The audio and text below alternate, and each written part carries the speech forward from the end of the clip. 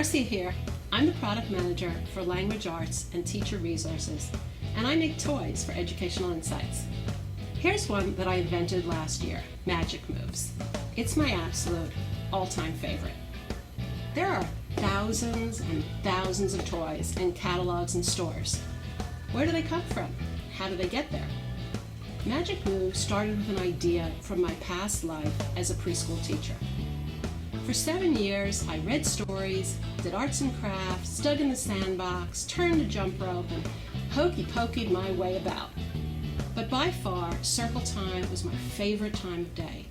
It was cut-loose fun where we sang and danced and got the wiggles out, assisted back then by a tape player.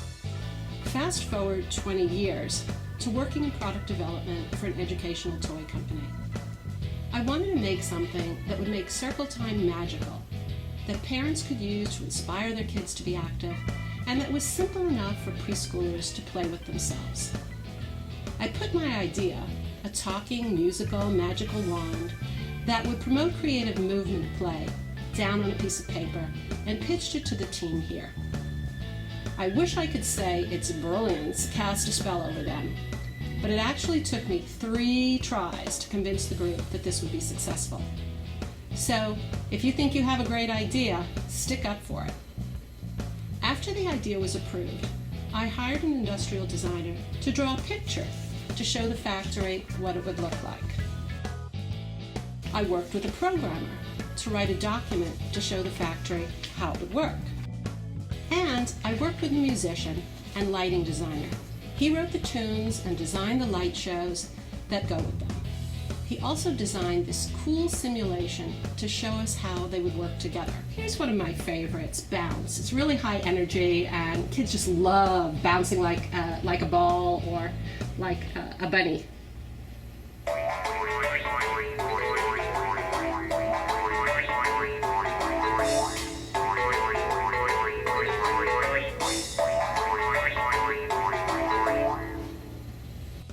I had taken some wonderful workshops on creative movement and music and wanted to make sure the wand had a variety of musical styles.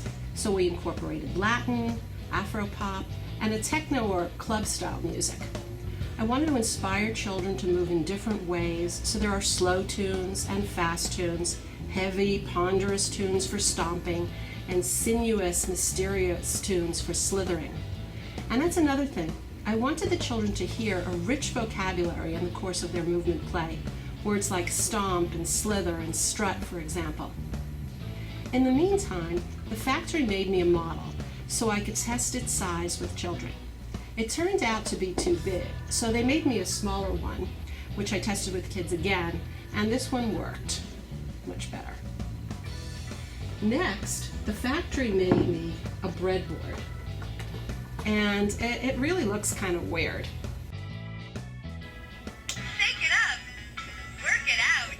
Magic Moves is all about moving. Let's move.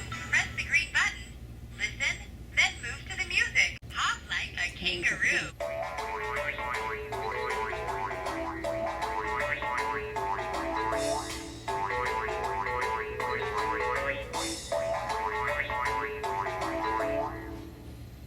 Factory also made me a plastic model with nothing in it.